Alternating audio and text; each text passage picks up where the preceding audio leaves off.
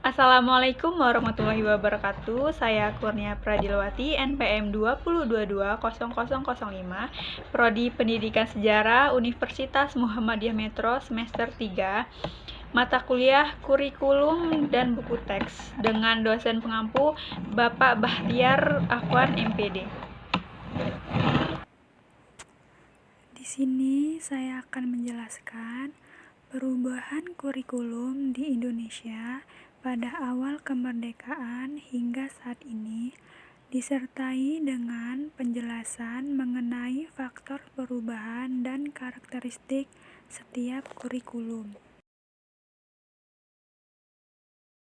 Sejak kemerdekaan Indonesia tahun 1945, kurikulum pendidikan nasional memang telah berulang kali mengalami perubahan, yaitu pada tahun 1947, 1952, 1964, 1968, 1975, 1984, 1994, dan 2004, 2006, serta yang terbaru adalah kurikulum 2013. Perubahan tersebut merupakan konsekuensi logis dari terjadinya perubahan sistem politik, sosial budaya, ekonomi, dan iptek dalam masyarakat berbangsa dan bernegara. Sebab, kurikulum sebagai seperangkat rencana pendidikan perlu dikembangkan secara dinamis sesuai dengan tuntutan dan perubahan yang terjadi di masyarakat.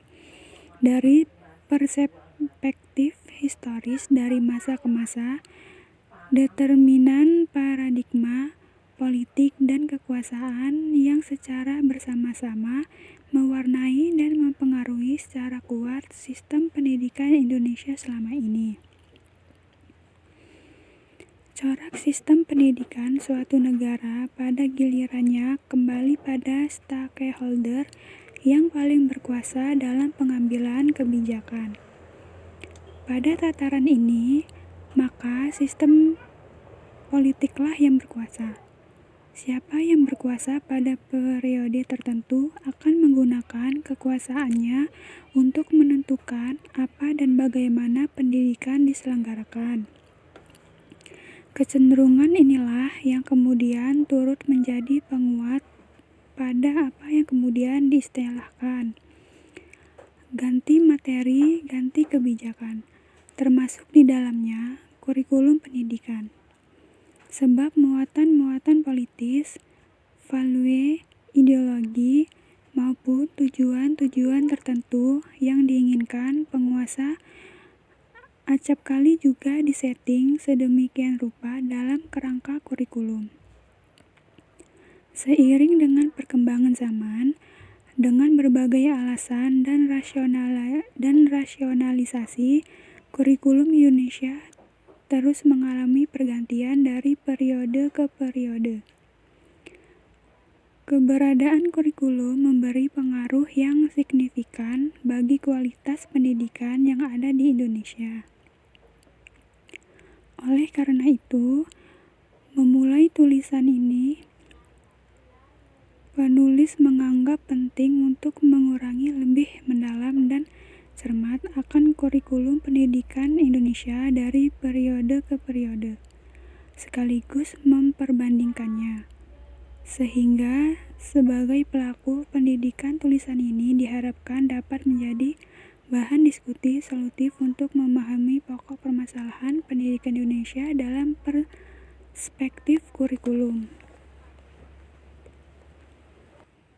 Pengembangan kurikulum di Indonesia sejak zaman kemerdekaan hingga reformasi 1947 sampai 2013. Yang pertama, kompetisi dan persaingan hidup antara bangsa-bangsa tidak akan terbatas pada bidang ekonomi saja, namun terjadi pada bidang lain seperti bidang budaya dan ideologi. Kedua, perkembangan ilmu pengetahuan yang meningkat, nilai-nilai moral dan agama akan langsung tertantang, dan sebaliknya akan meningkatkan sistem nilai atau BERI yang berbeda dari apa yang diketahui sampai saat ini.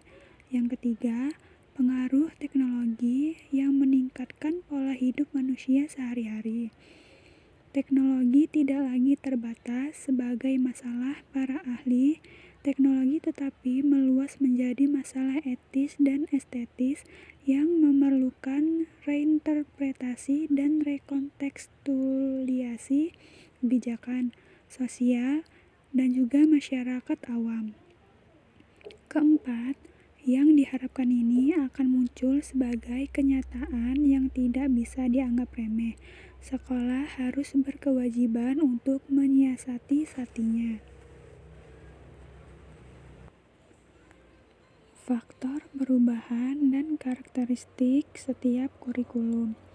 Untuk menghasilkan sebuah proses pendidikan yang unggul, maka setiap kurikulum harus ditata dan dikembangkan dengan sesuai kebutuhan masyarakat, sehingga kurikulum dituntut selalu dinamis, mengikuti perkembangan masyarakat dan ilmu pengetahuan.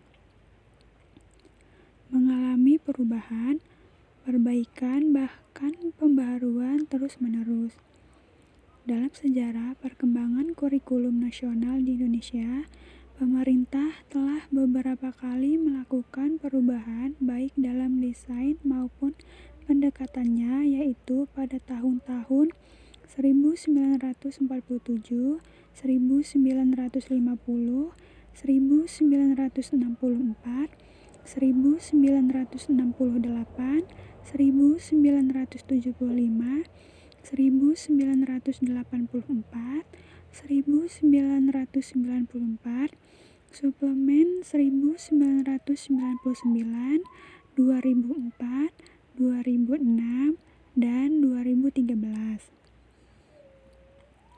Kalau dilihat dari perkembangan kurikulum tersebut, terdapat dua karakteristik utama yang dapat menandai perubahan, yaitu dari desain model sentralistik atau administratif model menuju desain model desentralistik atau grassroots model, dan dari teacher centered menuju student centered.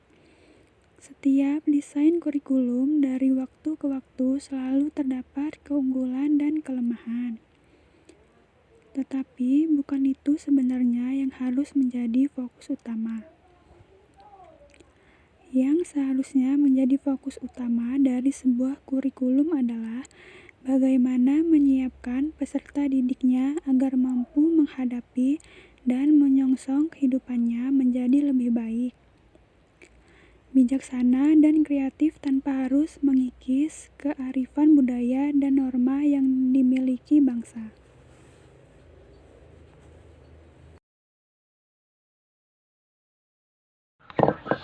Baiklah, mungkin itu saja yang dapat saya sampaikan. Kurang lebihnya saya maaf.